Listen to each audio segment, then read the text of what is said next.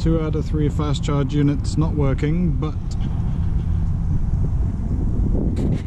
this one is available and working as a complimentary session. So September has been a roller coaster month for Electrify America. You can get an ID4 anywhere in the region of $30,000 to $40,000 with the free charging thrown in and then state incentives. It's pretty huge. That's, you know, really going to sell cars.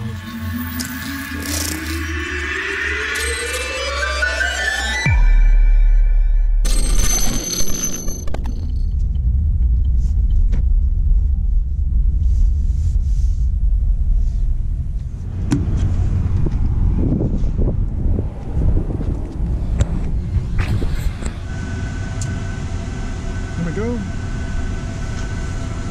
can see the new pricing on there as well, except this is free, but 16 cents a minute for Pass members, and if it was my Pass Plus membership, that would be 12 cents a minute. Hi, welcome to another video here at the Electrify America charging site at Burlington Mall, just north Boston, Massachusetts. I had not expected to do another video on Electrify America, to be honest, at least not anytime soon. I did the reliability video, as I said. I'll link that in the description. Thought that would maybe be the last I would talk about Electrify America until the end of the year as a kind of sum up, or maybe when they pass 500 charge locations, something like that. But in September, we've started the month with Labor Day, an outage that took out a bunch of stations along the southern end of I-95, going from Virginia all the way down through the Carolinas and down to Florida. You know, a little bit overblown in some circles with the I-95 shutdown kind of announced. There was still plenty of sections that could be driven and alternative routes to do it. But, you know, happening on Labor Day weekend as it did, with minimal notice, like a couple of days at best in some places, just not good enough. It's just really an extension of the issues that have been plaguing the upstate New York thruway for most of the summer, really. I mean, these started in early June when we were trying to go across in our last journey in the 2017 Bolt EV. You can see that over to Ohio from Massachusetts, and continued through using the 2020 Bolt to go that way, and eventually just stopping taking the route, you know, going through Pennsylvania on I-80 instead. Electrify America is taking these old Efacec units out of the ground and replacing them with, in some cases, Signet, in other cases, ABB stations. That provider was just not doing the business for them. That, you know, in Buffalo, I think that was the first station location where they had the stations pulled out of the ground. Next, Waterloo, New York. Both of those sites are now done. Heard some reports from friends in the area that they've had problems still in Waterloo, New York. That's still up in the air, waiting to be seen. But they are doing a similar thing down in the Carolinas. It's just a case of, you know, see how they perform from now on. Hopefully, fingers crossed, those reliability issues go away. I would still say fast rollout of a network. They cover the country now. They are doing some big deals, which we'll get onto in a minute. There is a lot riding on this. So the move to per kilowatt hour pricing has kind of been a not very well kept secret. It's more a case in some ways of, you know, the network jumping before it's been pushed. The way they've implemented it, they're only currently going to be in 23 states and District of Columbia. So you have that two-tier system now, or two-approach system, where in those 23 states and DC, they're going to be able to charge you either 43 cents per kilowatt hour if you're just on a regular Pass plan. If you move up to the Pass Plus and pay $4 a month, then you can access 31 cents per kilowatt hour pricing. What that boils down to is if you charge more than 33 kilowatt hours or above in a month, which is for most people is going to be a session, one session, maybe 2 sessions max, then you're going to break even. So it's worth, in almost every case, certainly on a road trip where you're going to need to charge multiple times, it's worth being on that $4 plan, which you can start up for a month, pay the $4, use it for the duration of that month, and then turn it off again before you build the second time. 43 cents a kilowatt hour is pretty pricey. 31 cents per kilowatt hour is still above what some people would pay. Certainly above utility rates in most places, but again, this is fast charging, it's convenient, it's expensive equipment, demand fees, a bunch of those things that we would have to touch on in another video because it's a very deep topic. But so that's for those 23 states and District of Columbia, regardless of power level. So they've eliminated all of the tiers for any per kilowatt hour pricing, whatever speed, whether it's down at 50 kilowatts for your CHAdeMO connector, or all the way up to whatever a Porsche Taycan will pull off the 350 kilowatt machines, then you're going to be charged the same flat fee. So that, in terms of an equity play, is really good for people. Obviously, anyone can roll up in any car and they know exactly what they'll pay. They don't know how long they'll have to charge necessarily, but it won't make any difference. That leaves another 27 and wondering what they're going to do. Well, they're continuing with per minute pricing for various reasons across the states. In most places, it's because the resale of electricity is banned, prohibited. That makes you in competition with utilities, and that's still regulated. So in these 27 locations, one of which is Massachusetts, have brought the prices down on a Pass Plus plan, 15 cents per minute. Now that's down to 12 cents per minute, and it was 21 cents per minute off the Pass plan, down to 16 cents per minute on a Pass plan now. So pretty good reductions, really. Essentially, we're getting a saving of 3 cents per minute. So that's going to be dirt cheap. It's still, we still have the same problem if we're looking at winter and the charge rate slowing down because, it's colder and a cold battery doesn't take so much charge. You still have the problem of charging per minute, slower charge, more minutes, more cost.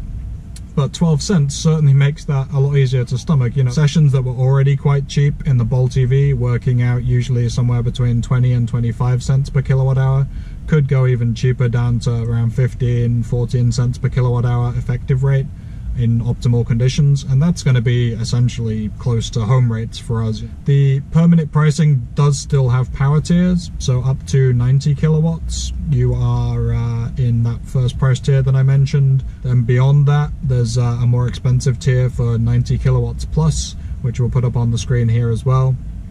So again, this leads to the potential for that cutoff to be straddled, communicate that they're capable of tier 2 pricing to the station, but actually they get tier 1.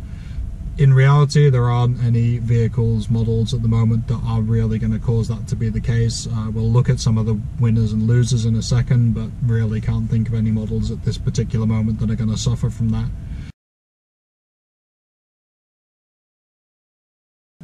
So despite the reporting that this is excellent move, it's going to make things cheaper for everyone, not actually the case. There's a bit more nuance to it than that, just because of the way how many tiers that Electrify America had before. So who are the winners and losers in this? Well, let's start on a positive note, shall we? First of all, Kia Niro EV and Hyundai Kona Electric owners in any state finally get some fair pricing. They had the issue initially where they were shoved up into a higher price tier of power that they never received. That's gone away now. In kilowatt hours, per kilowatt hour pricing, everyone pays the same, as we say. Per minute states, they're going to be able to access the cheaper rates, which are the same as the Bolt EV enjoy. They won't straddle anywhere close to that 90 kilowatts. They peak out at about 76 from what owners report. So they're well inside that first power tier, access the cheaper pricing. So, thumbs up for that. I'm glad we've got some clarity for them. Took a year, but we are there now. Other winners, Bolt EV drivers, actually, in states like mine. So New Hampshire and Massachusetts around my area have both stayed on per minute pricing. There are some areas of Massachusetts, I've been to them myself, which have per kilowatt hour pricing, so I'm not entirely sure what's gone on there. I think that's local municipalities and utilities being able to set per kilowatt hour pricing. So, but the vagaries aside, obviously Massachusetts is one of the states where it's a legal grey area, and Electrify America didn't want to immediately jump into the per kilowatt hour pricing. So in those per minute states, Bolt EV drivers win because we're still on the per minute model. It's the same as it would have been, except that on a Pass Plus plan we are saving 3 cents a minute, and on the regular Pass plan we're saving 5 cents a minute. So they, either way, however way you slice it, if you're in a per minute state and charging on Electrify America, things actually got better for the moment. When it moves to per kilowatt hour pricing, that'll change, and that could be a problem for us, but that's further down the line, and we'll look at that in the losers section. Other winners, any fast charging car essentially that was lumped up into one of those the highest power tier, 125 kilowatts plus, so the Audi e-tron, the Porsche Taycan. Now Audi e-tron drivers got a kind of sweetheart deal on the network to charge 1,000 kilowatt hours for free, so most owners probably haven't noticed the price at all as yet. It's going to be cheaper than what they were paying previously in per minute states, and also per kilowatt hour they're going to get a fixed amount, so 31 cents per kilowatt hour is absolutely fine. There's no session fees, they just run through and pay exactly the same as any other model. Anyone in a per kilowatt hour state whose EV charges slowly in extreme weather, so if it's too hot, it's too cold, and your EV doesn't like it, well, you're not penalized for staying longer anymore. If you're in a per kilowatt hour state, that's the exact point. So as I mentioned, not everybody is a winner in this scenario. In per kilowatt hour states, where I'm going to call it 31 cents because I assume that most people will get on the Pass Plus plan if they're going to charge any decent amount on a road trip. That's going to be 31 cents per kilowatt hour, and as I said, the first loser really is us in a Bolt EV traveling through a per kilowatt hour state like New York, which is somewhere we go a lot. That's going to be significantly more expensive if we stayed using Electrify America. The effective rate we've been able to get on those stations under per minute pricing is somewhere between 18-19 cents to 25 cents per kilowatt hour. So not a million miles away, but it adds up over the course of the road trip. It's just going to change the dynamics of our road trip on Electrify America. So we may consider, either using another network if one's available, although in upstate New York that really isn't the case, or just going through the states.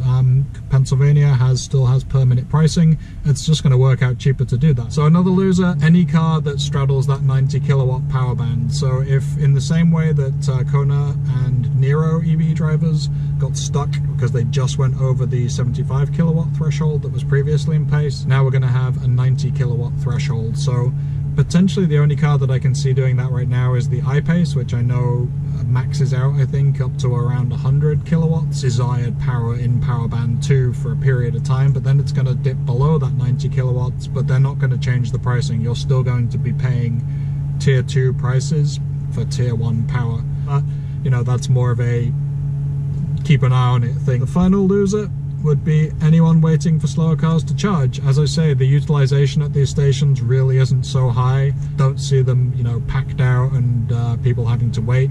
So I don't think this will be a problem immediately, but if there's no reason to move now, if a Bolt EV can charge at its lower sub 50 kilowatt rate on a 350 kilowatt charger and there's no penalty because there's no per minute, it's all just I'm going to leave my car to charge for as long as it needs to. Idle time fees only kick in once you're 100% charged and the car's finished, so you could have a Bolt EV sitting on the highest power charger all the way up to 100%. Not a problem that's going to really factor in at the moment. Maybe further down the line, but again, by that point, I'm sure there will be different dynamics in the market. One of which we'll talk about now, because the ID4 gets launched this week, and there is some pretty big news about that. And finally, the big news, especially for anyone who's been eyeing the Volkswagen ID4, 3 years free unlimited charging on the Electrify America network. Now, this should not necessarily come as a huge surprise. We have seen Lucid unveiled a similar deal with 3 years free charging, but that's on a car that's in the 6 figures and above price category. Very new, very luxurious. You maybe expect to get some perks at that price level. Volkswagen ID4 is right in the looking at a $40,000 to $45,000 retail on this thing. So you're into Kona Electric, Nero EV, even the loaded Bolt, although Bolt Premiers at the moment are going for 25 to 30k. The price band that the ID4 is competing in is going to be, very busy over the next year. And the Volkswagen cars obviously still have the full federal tax credit. So the ID4 means business, or there has been some question about how much Volkswagen are going to push it. And, unlimited charging for 3 years, that says they're going to push it pretty hard and really try to go mainstream with this thing. 3 years is a long time. It gets over a lot of people's question mark of, well, there's not enough chargers right now, do I want to invest? Well, you know, there's this is tied to the network, which is from Dieselgate, from Volkswagen's settlement with the US government, so there's a close tie-in there, and you have to believe that tying this back to Electrify America, if they really want to sell these cars en masse, they're going to keep up the network as well. Now, in theory, there's some brand neutrality. Electrify America should be not pushing Volkswagen's cars any harder than you know, a non-Volkswagen car.